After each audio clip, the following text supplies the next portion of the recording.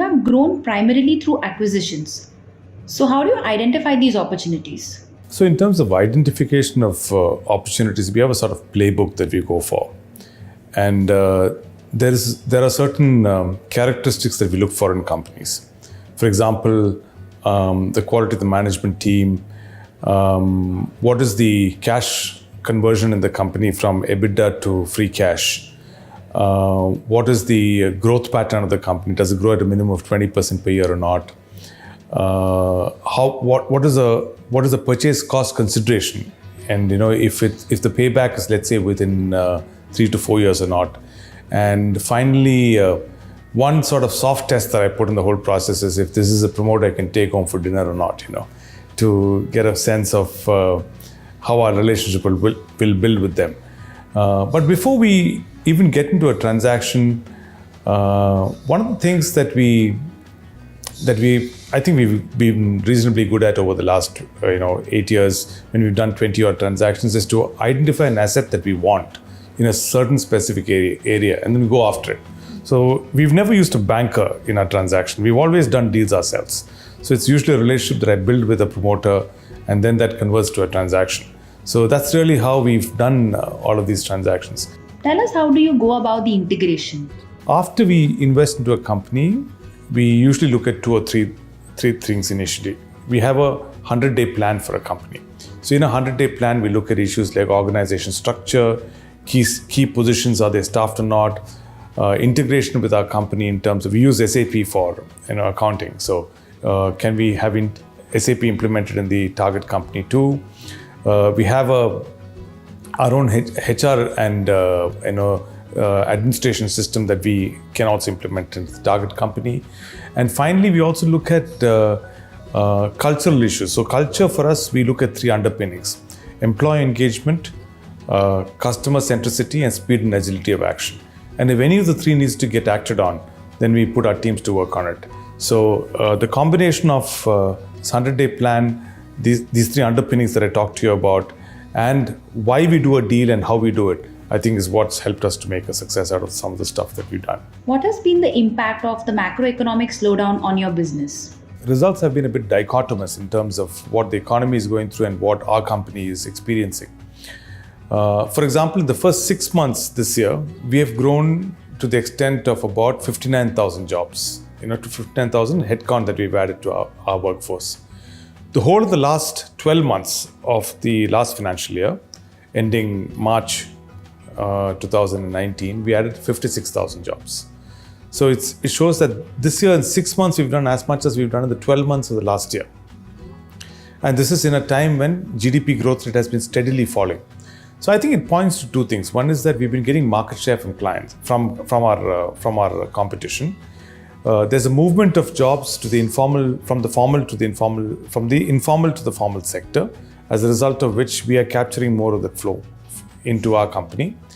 And lastly, the need for compliances and the need to be more visible in terms of how you're compliant forces companies to employ through companies like us, which are definitely more compliant.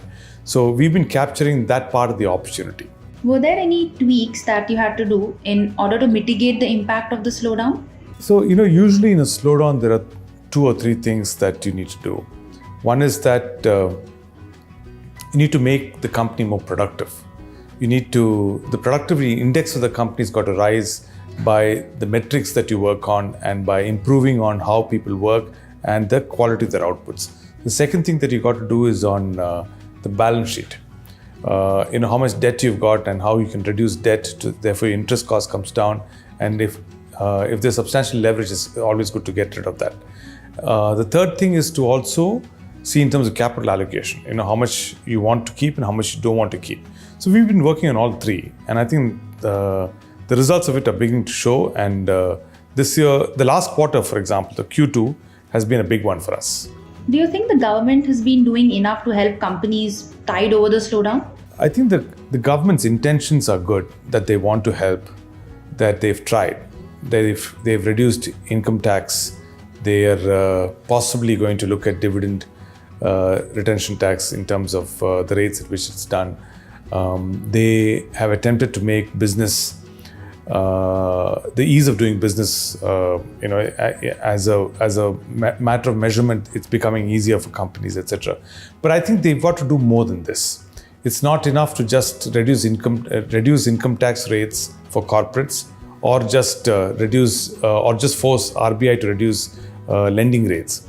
I think the key is going to come down to government spending, quality of government spending, and how that reinforces the ability to transfer money more to consumers who will spend it to then give a lift to the economy. The one thing that I love the government to do is to increase minimum wages. And if you put more money in the hands of employees and raise their average quality of living, I think it will satisfy two things. One is raise quality of life of citizens, and at the same time give them spending power, which will further enhance business for the economy. Keeping in mind the current economic condition, what is QuestCops' strategy going to be? So I think we are clearly in a consolidation phase right now.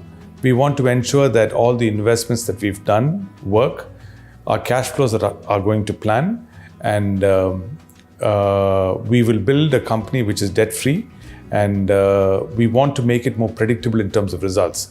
This year, we will do almost 11,000 crores of turnover, up from about 8,000 odd crores last year. So it's almost 30% of growth in an economy that's growing only by about 5-6%, whichever number you take. So we are seeing a company that is a sort of an all-weather company, because people tend to variabilize their expenses on the SG&A side when the going gets tough.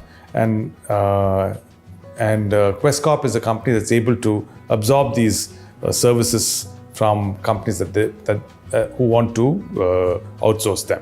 So I think we've done the heavy lifting. We are on the right at the right time, and I think we've hit the right tone in terms of operations and margins for the moment.